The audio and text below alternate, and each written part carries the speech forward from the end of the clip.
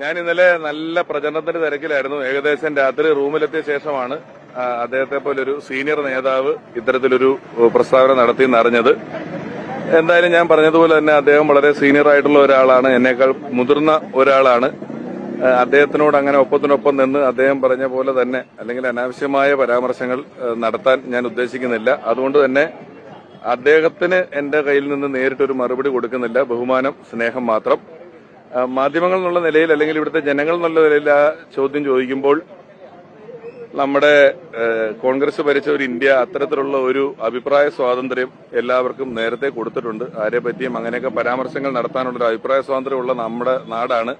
അതുകൊണ്ട് തന്നെ ആ അഭിപ്രായ സ്വാതന്ത്ര്യം ഉപയോഗിച്ച് അദ്ദേഹം അത് പറഞ്ഞോട്ടെ എന്നാണ് എനിക്ക് തോന്നുന്നത്. കുഴപ്പമൊന്നുമില്ല. ആ സ്വാതന്ത്ര്യം താങ്കൾക്കും ഉണ്ടല്ലോ തിരിച്ചത്തരത്തില്. എനിക്ക് സംസ്കാരം കൂടി ഉണ്ട്, സ്വാതന്ത്ര്യം മാത്രമല്ല ഉള്ളത്. അതുകൊണ്ട് ഈ സംസ്കാരം സമരം ചെയ്താൽ കിട്ടുന്നൊരു കാര്യമല്ല, അത് എളുപ്പത്തിൽ